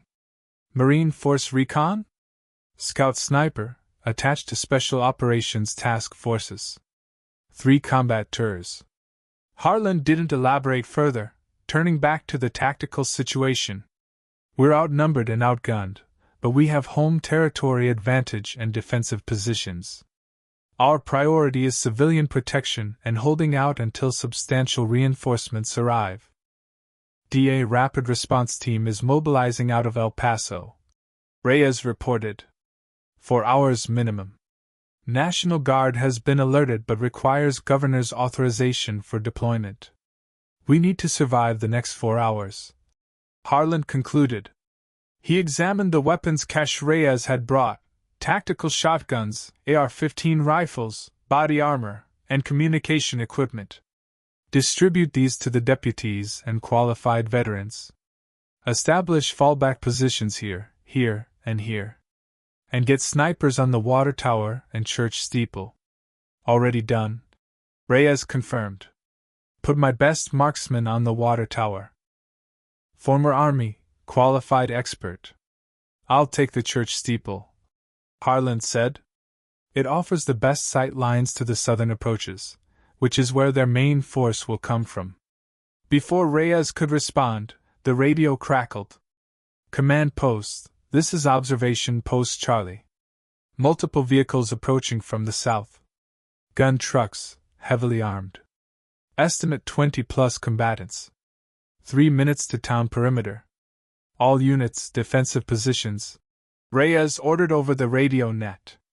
Civilians to designated shelter areas. Medical team, prepare for casualties. Harland moved quickly, retrieving his rifle case from his vehicle. Inside was the M40A5 sniper rifle he'd carried through his last combat tour, the weapon that had made him a legend among his peers. He assembled it with practiced efficiency, each component slotting into place with familiar precision. "I didn't expect to see you carrying that kind of hardware, Sheriff," Reyes commented. "Let's hope it's enough." Harland slung the rifle and moved toward the door. "Maintain command here. I'll coordinate the counter-sniper effort from the steeple." Outside, the sounds of the approaching vehicles grew louder. Citizens hurried to designated shelter areas as deputies and state police took up defensive positions. The remaining daylight was fading, long shadows stretching across the main street as the sun sank toward the horizon. Harland jogged to the church, where Father Mendoza held the door open. The elderly priest had already prepared the way to the steeple, understanding without being told what was needed. "The children and elderly are in the basement," he reported as Harland passed. "God be with you, Sheriff." Harland climbed the narrow stairs to the steeple, emerging onto a small platform that offered a commanding view of the southern approach to Sierra Vista. He set up his position methodically, rifle secured, spotting scope in place, range card prepared marking key locations and distances. Through the scope, he could see the approaching convoy, 3 modified pickup trucks with mounted heavy weapons, followed by SUVs carrying additional combatants. The lead vehicle had a .50 caliber machine gun mounted in the bed, enough firepower to shred the police barricades and turn civilian vehicles into burning wrecks. Harland keyed his radio. "All defensive positions, be advised. Lead vehicle has mounted .50 cal. Take cover behind reinforced positions only. That weapon will penetrate standard vehicles and most building materials." He settled into his shooting position, the familiar ritual calming his mind as he prepared for what was to come. Range to lead vehicle, 867 meters. Wind from the southwest at 8 knots. Temperature 82 degrees. Humidity 35%. Slight uphill grade to target. All factors calculated and adjusted for, the mathematics of precision shooting as natural to him as breathing. Harland exhaled slowly, finger resting lightly on the trigger. In his mind, he was no longer in Sierra Vista but back on a dusty hilltop in Helmand Province, where he'd once held position for 3 days to eliminate a high-value target. The same discipline, the same focus, the same controlled breathing. The convoy approached the outer perimeter, showing no signs of slowing at the makeshift barricade. Harland centered his crosshairs on the gunner manning the .50 cal, calculating lead and drop. He waited for the perfect moment, when the vehicle slowed slightly to navigate around the barricade. Exhale. Squeeze. The rifle bucked against his shoulder. Through the scope, he watched the gunner collapse, the heavy machine gun falling silent before it could engage. Harland cycled the bolt smoothly, acquiring his next target, the driver of the lead vehicle. Another controlled breath. Another precise shot. The vehicle swerved, crashing into the barricade. The second and third trucks accelerated, gunmen opening fire on the town's defensive positions. Harland methodically engaged priority targets, the vehicle drivers, then the mounted gunners, then commanders identifiable by their equipment and positioning. Each shot was placed with precision born of thousands of hours behind a rifle, each target selected based on tactical priority. 6 shots, 6 targets neutralized. The cartel convoy stalled at the perimeter, suddenly leaderless and disorganized. Defensive fire from the town's perimeter intensified, forcing the attackers to abandon their vehicles and seek cover. Harland observed the effect of his counter-sniper operation with clinical detachment. The cartel forces had expected to face local law enforcement, not precision fire from an experienced combat sniper. Their tactical cohesion crumbled as commanders fell, their numerical advantage negated by superior positioning and skill. "Command post, this is Overwatch," Harland reported. "Southern approach convoy neutralized." Estimate 12 hostiles suppressed behind vehicles. Remaining forces dispersing into terrain. Request containment team to secure the perimeter. Copy Overwatch. Reyes responded. Deploying Rangers to secure southern perimeter. Be advised, we have new contacts approaching from the east and west simultaneously. Coordinated pincer movement. Harland shifted his position, scanning the new threat axis. Through his scope, he could see more vehicles approaching, smaller groups but moving with tactical discipline, using terrain features for concealment. The cartel was adapting their approach, learning from the failure of the frontal assault. All defensive positions, adjust to 360 defense. Harland ordered. They're attempting to surround our perimeter. Conserve ammunition, engage only confirmed hostile targets. The radio crackled with reports from multiple observation posts, enemy combatants moving through the brush, approaching from multiple angles, establishing firing positions on the ridgelines overlooking the town. The encirclement was tightening. Harland remained focused, continuing to engage priority targets as they presented themselves. A cartel sniper team setting up on the eastern ridge. A mortar team preparing to fire from behind a rocky outcrop. A command element coordinating via radio from a concealed position. Each identified, targeted, and neutralized with methodical precision. Time compressed into a series of tactical moments.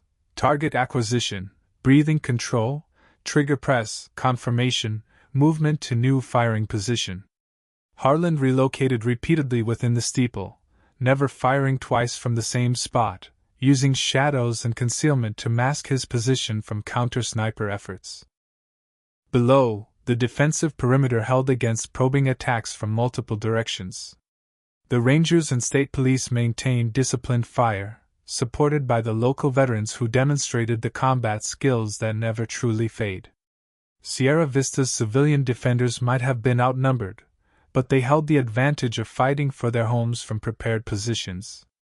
2 hours into the engagement, Harland noted a shift in the cartel's tactics. They had pulled back from direct assaults, consolidating their forces for what appeared to be a more coordinated effort. Through his scope, he observed increased activity at a ranch house a mile east of town, vehicles arriving, men gathering, equipment being distributed. Command post, I've identified what appears to be their forward headquarters. Harland reported, providing coordinates. Multiple vehicles, at least 30 personnel. They seem to be regrouping for a larger assault. Can you confirm if Varga is present? Reyes asked. Harland adjusted his scope, focusing on the figures moving around the ranch house. Among them was a man whose bearing and the deference shown to him by others marked him as the commander. Visual confirmation on Varga. He's coordinating their next move personally. They've taken significant casualties and are consolidating their forces. Recommendations? Reyes asked, the question revealing a shift in the command dynamic. The Texas Ranger was deferring to Harland's combat experience. They're preparing for a night assault. Harland assessed, noting the distribution of night vision equipment among the cartel forces. They'll use darkness as cover, approach through the arroyos east of town where our lines are thinnest.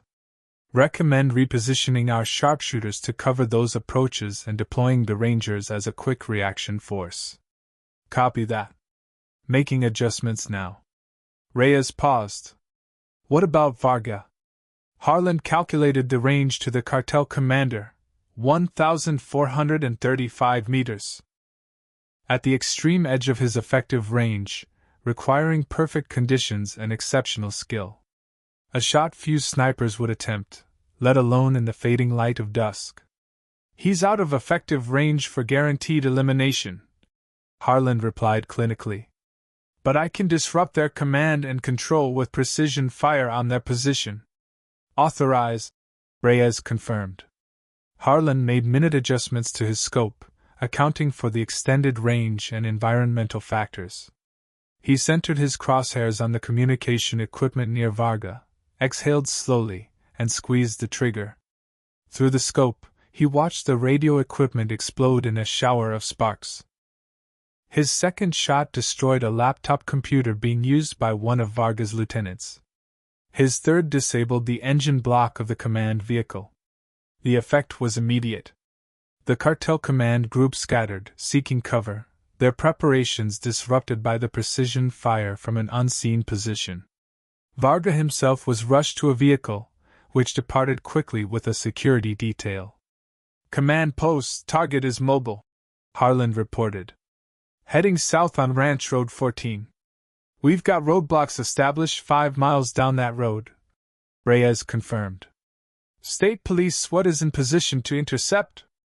Harland was about to respond when a new sound cut through the sporadic gunfire, the distinctive thump of mortar rounds being launched. "Incoming!" he shouted into the radio. "All positions, incoming mortar fire!" The first rounds impacted near the police barricade at the southern edge of town, the explosions throwing debris and shrapnel in all directions. The second barrage struck closer to the town center, landing within 100 yards of the sheriff's office. Harland scanned frantically through his scope, searching for the mortar position. There, nearly 2 miles southeast, concealed behind a low ridge.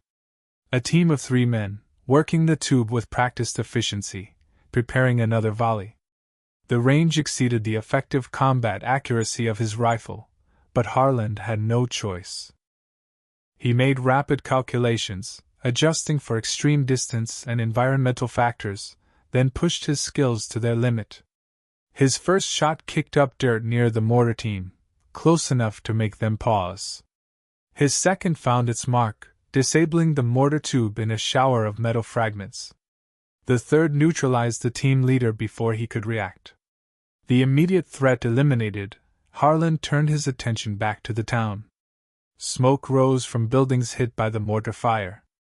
Deputies and civilians moved to contain small fires and treat the wounded. The defensive perimeter remained intact but strained, with scattered cartel forces probing for weaknesses. "All units report status," Reyes called over the radio. The responses painted a sobering picture. 2 deputies wounded, 1 state police officer critically injured. 3 civilian defenders with minor injuries. Damage to multiple buildings but no civilian casualties. The defensive line holding but under pressure from multiple directions. "Reinforcements update?" Harland requested. "DA Rapid Response Team diverted to a hostage situation in El Paso," Reyes reported grimly. "National Guard still pending authorization. We're on our own for at least the next 6 hours." Harland calculated their resources against the cartel's remaining strength. The defenders could hold their current positions through the night but would be vulnerable to a coordinated assault with the cartel's remaining forces, still numbering at least 40 combatants based on his observations. The tactical situation required a decisive shift. Defensive operations alone would lead to attrition and eventual defeat. They needed to seize the initiative. "We need to take the fight to them," Harland stated, formulating a plan as he spoke. "Small strike team, targeting their command and logistics. Disrupt their organization, force them to react rather than execute their plan." "You're talking about an offensive operation beyond our perimeter," Reyes observed. "Against superior numbers. Precisely targeted, utilizing terrain and surprise," Harland clarified. "I'll lead it personally. Need 4 operators with combat experience. Ramirez, Tanner, plus 2 of your rangers." A moment of silence followed as Reyes considered the proposal. "It's high risk. Staying purely defensive against these odds is higher risk," Harland countered. "We've hurt them, disrupted their timeline, shown they can't simply roll over us. Now we need to make them question whether this town is worth the cost." "Approved," Reyes finally responded. "My 2 best men will meet you at the fallback position in 15 minutes. But Sheriff, Varga is mine if we find him. Texas Rangers have a warrant with his name on it." "Understood." Harland began breaking down his position, securing his equipment for movement. The mission parameters formed in his mind automatically: infiltration route, objectives, contingencies, extraction plan. The familiar rhythm of combat planning calmed him, focusing his mind on the tactical essentials. As he descended from the steeple, Father Mendoza met him at the bottom of the stairs. The elderly priest's expression reflected concern but also a deep understanding. He'd served as a military chaplain before taking this parish, had seen men preparing for battle many times. "The people are praying for you, Sheriff," he said quietly. "For all of you." Harland nodded, adjusting the rifle slung across his back. "Keep them in the basement until you get the all clear. And Father, if we don't make it back, get as many people as you can into the church. The cartel might respect the sanctuary, at least long enough for real help to arrive." The priest made the sign of the cross, blessing Harland without words. Then the sheriff was gone, moving through the shadowed streets toward the rendezvous point. At the fallback position, a reinforced building near the eastern edge of town, Harland found his strike team assembled. Hector Ramirez and Mike Tanner stood with 2 Texas Rangers, all 4 men equipped with tactical gear and combat weapons. Their expressions showed the focused readiness of experienced operators preparing for a high-risk mission. "Gentlemen," Harland greeted them, laying out a map on a table. "Our objective is to disrupt the cartel's command and logistics, force them to abandon their assault on Sierra Vista. We'll move in 2 elements. Team Alpha will target their command post at the East Ranch. Team Bravo will hit their supply staging area here, at the abandoned gas station 2 miles south." He outlined the infiltration route, using terrain features that would conceal their approach. "We move fast, strike hard, then extract along different routes to divide any pursuit. Communication will be limited to essential traffic only. If compromised, fall back to Rally Point Charlie and call for immediate support." The men studied the plan, asking relevant questions, suggesting tactical adjustments based on their specialties. Within 20 minutes, they had a solid operational plan, roles assigned, contingencies established. As they made final equipment checks, Ranger Reyes entered. "Latest reconnaissance from our helicopter. Cartel forces are consolidating at these 2 locations," he indicated on the map. "They're bringing in reinforcements from the Miller property, moving heavy weapons forward. Looks like they're preparing for a major push around midnight. That gives us 2 hours to disrupt their plans," Harland noted. "Any sign of Varga?" "Negative. His vehicle evaded our roadblock, turned off onto an unmarked ranch road. Could be anywhere within 50 square miles by now." Harland absorbed this information, making mental adjustments to the operation plan. Primary objective remains disrupting their command structure and logistics. Varga is a secondary target of opportunity. The strike team moved out under cover of darkness, using night vision equipment to navigate. They slipped through the defensive perimeter at a prearranged gap, then separated into the 2 elements. Harland led Team Alpha, himself, Ramirez, and one of the Rangers, toward the East Ranch that served as the cartel's command post. Team Bravo moved toward the supply staging area. The night enveloped them, the desert landscape transformed into a terrain of shadows and subtle contrasts through night vision. Harland moved with the fluid efficiency of a combat veteran, using every fold in the ground, every clump of vegetation for concealment. 20 minutes of careful movement brought Team Alpha within visual range of their objective. The ranch house was illuminated, cartel members moving with purpose as they prepared for their midnight assault.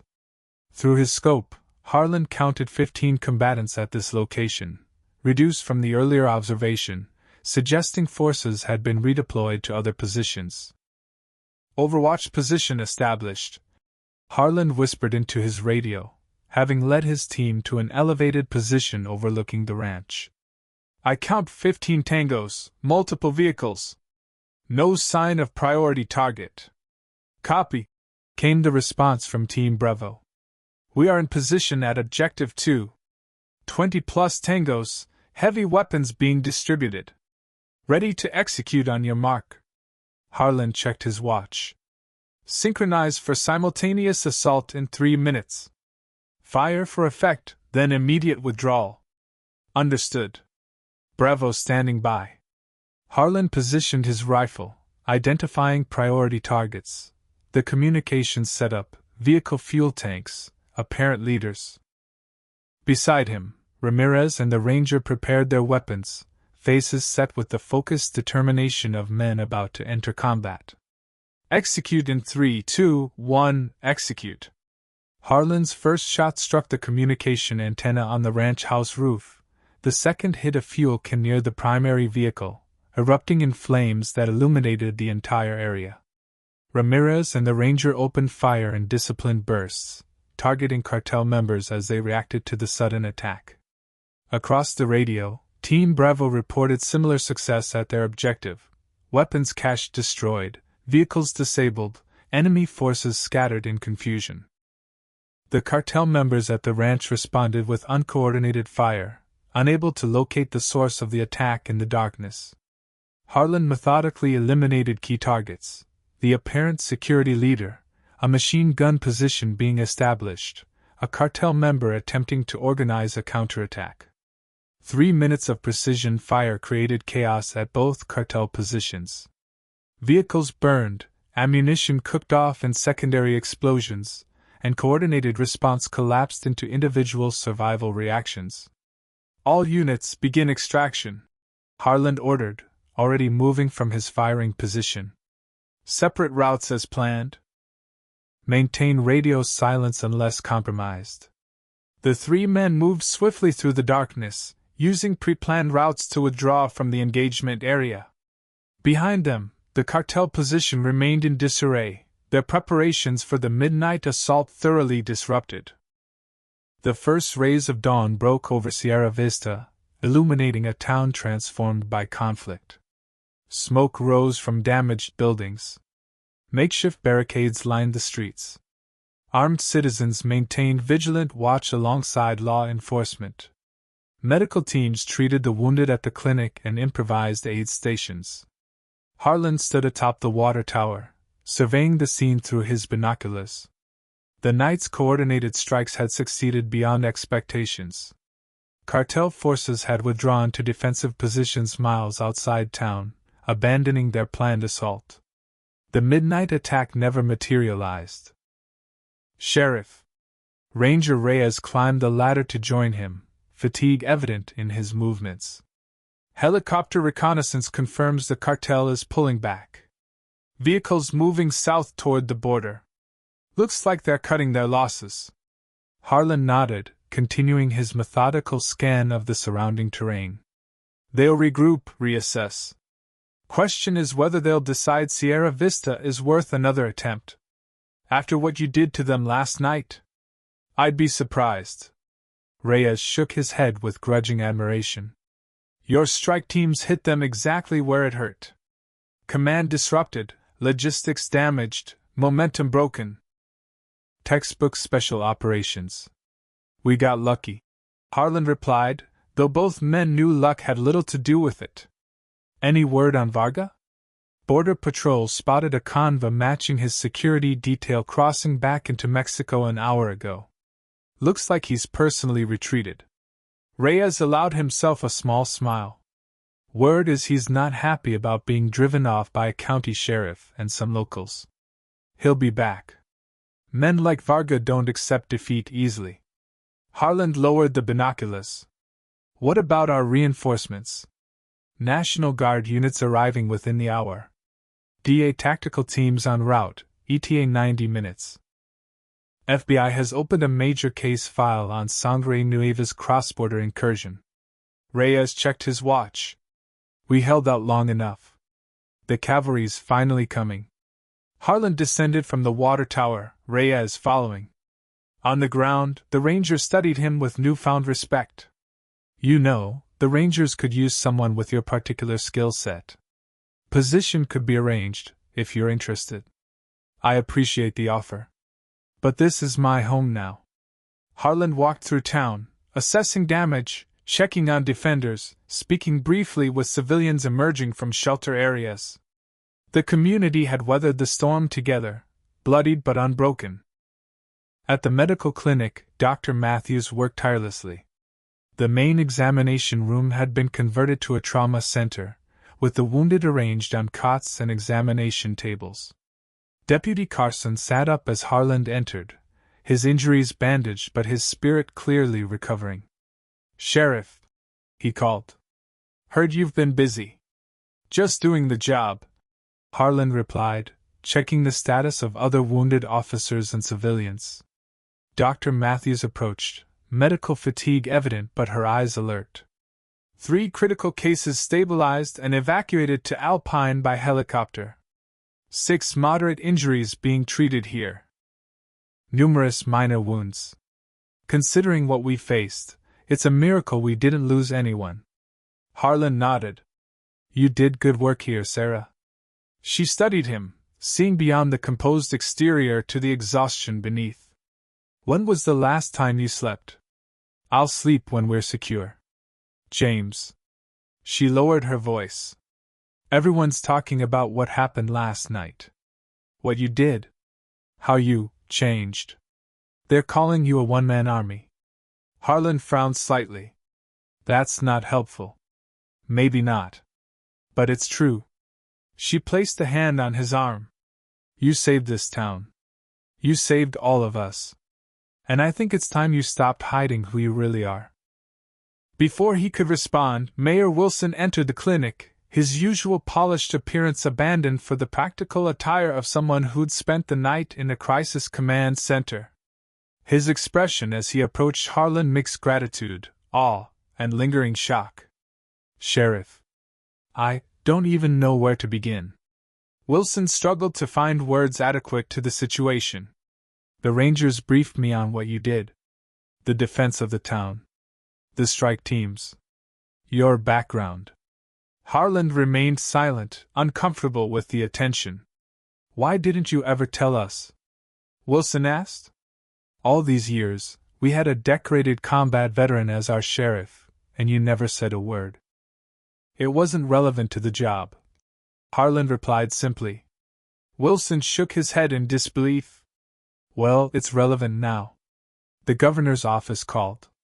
They want to recognize you formally for your actions. There's talk of a commendation." "That won't be necessary." "It may not be necessary, but it's deserved." Wilson's tone grew serious. "Look, I know men like you don't do this for recognition. But the people need heroes, especially now. They need to understand what happened here, and who protected them." Harland had no answer for that. The compartmentalization that had served him for years, the quiet sheriff separate from the combat operator, had collapsed overnight. There was no going back to the careful anonymity he'd maintained. Outside, the distinctive sound of helicopter rotors announced the arrival of National Guard units. Military vehicles rolled into town, disgorging troops who established perimeters and relief stations with practiced efficiency. Federal agents arrived in waves, DA, FBI Border Patrol, transforming Sierra Vista into a forward operating base for what would clearly become a major cross-border operation. Harland briefed each new command element, providing detailed intelligence on cartel positions, strength assessments, and tactical analyses.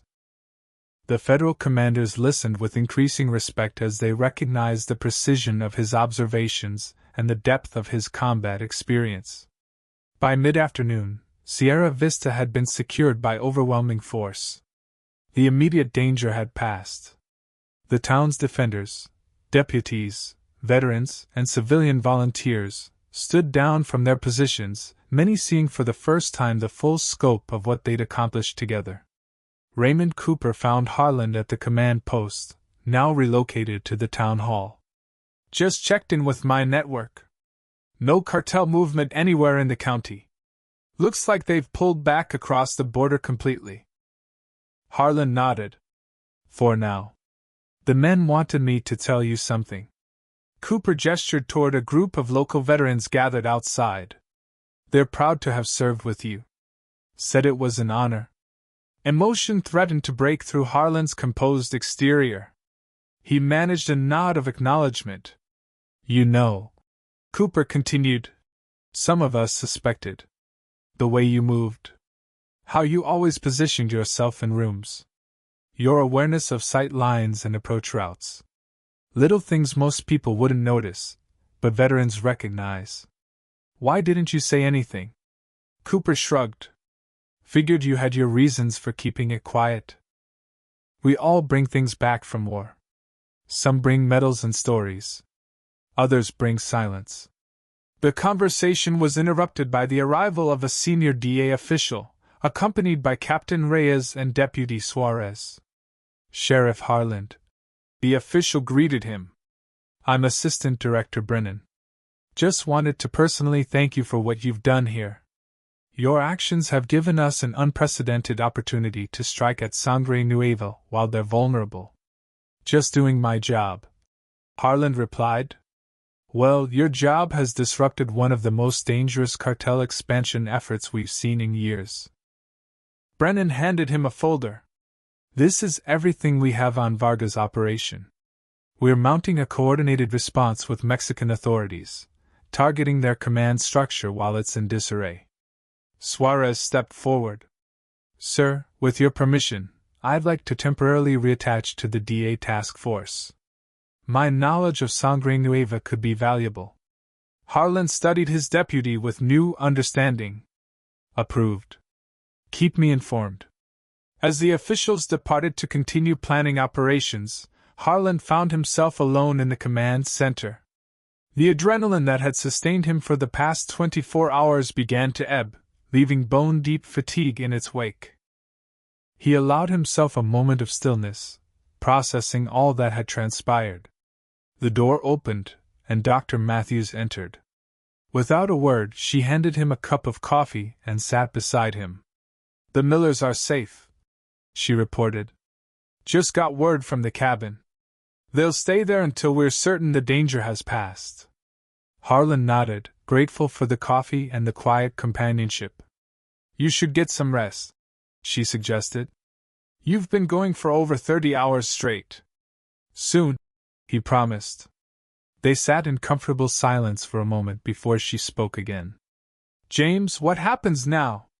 After all this, the town seeing who you really are, what you're capable of, can you go back to being just the sheriff? It was a question he'd been asking himself since the first shot was fired. I don't know. Maybe not. For what it's worth, I think Sierra Vista needs both versions of you.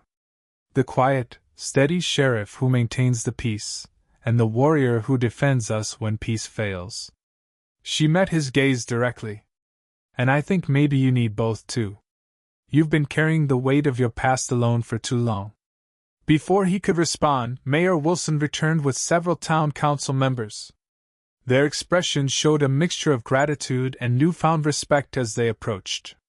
Sheriff, Wilson began formally. The town council has convened an emergency session. We've unanimously voted to establish a permanent security committee, with you as its head. We want to implement proper protocols, training programs, and coordination with federal agencies to ensure Sierra Vista is never caught unprepared again. The council members nodded in agreement, their faces showing the determination of people who had faced danger and emerged transformed by the experience. Furthermore, Wilson continued, we're requesting federal funding for expanded law enforcement resources and training. The Rangers have already offered support for a joint task force based here, focused on border security. Harland considered the proposal, recognizing it for what it was, not just a practical security measure, but the town's way of acknowledging what had happened and embracing the change it had brought. Sierra Vista would never return to the quiet, isolated community it had been. Neither would he. I accept, he said simply.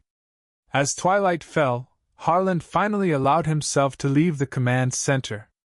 The town was secure, with National Guard troops patrolling the perimeter and federal agents establishing a forward operations base at the abandoned airstrip north of town. The immediate crisis had passed. He walked slowly down Main Street, where shopkeepers and residents were cleaning up debris, repairing damaged buildings, and reclaiming their town from the effects of combat. They nodded to him as he passed, their expression showing a new kind of recognition, not just of the quiet sheriff they'd known for years, but of the warrior who had emerged when they needed him most. At the diner, now serving as a community kitchen for displaced residents and security personnel, Cora waved him inside. "Sheriff!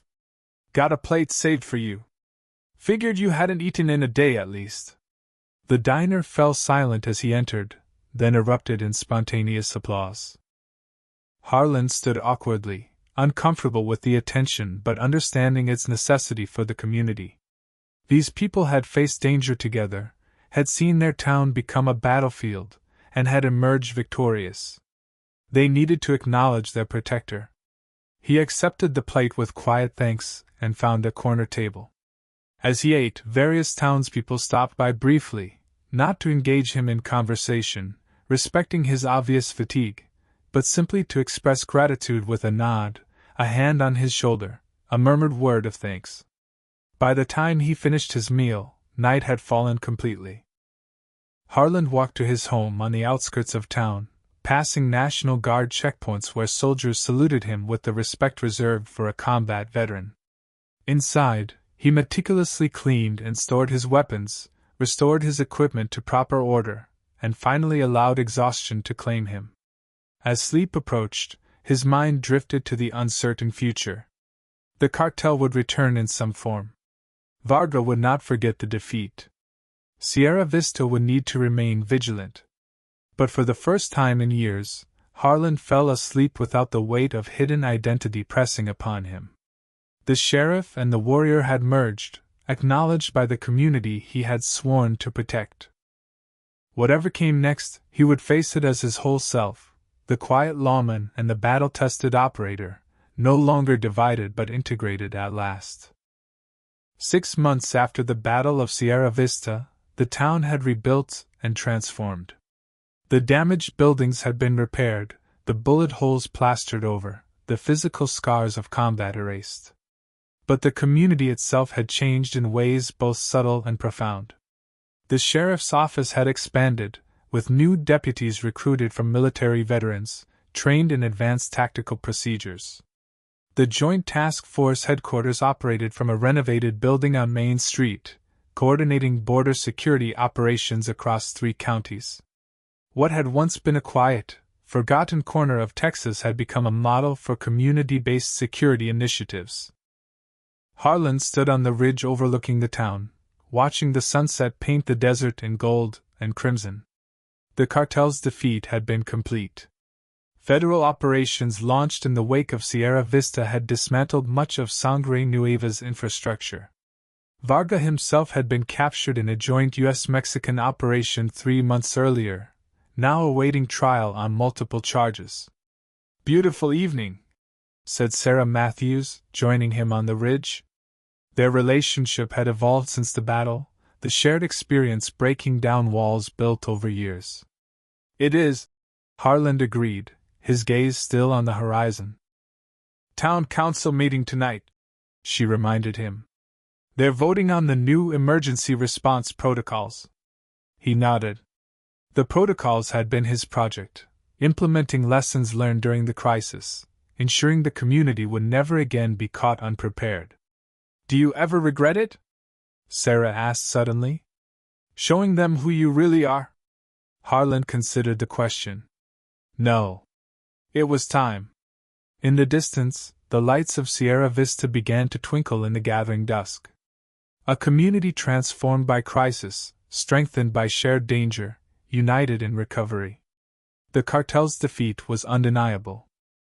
Though some questioned the extent of Harland's actions, most celebrated the powerful message sent: America does not bow to intimidation.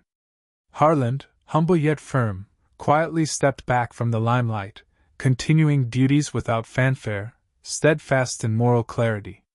His story stands as a testament to an enduring American truth, that genuine strength lies not in aggression but in preparedness, resolve, and the unwavering commitment to justice and liberty for all. What do you think about this incredible stand? Do you believe strength alone guarantees justice, or does real power lie in partnership, strategy, and bravery? Share your perspective in the comments below. Don't forget to subscribe for more gripping real-life stories of courage in the face of overwhelming odds.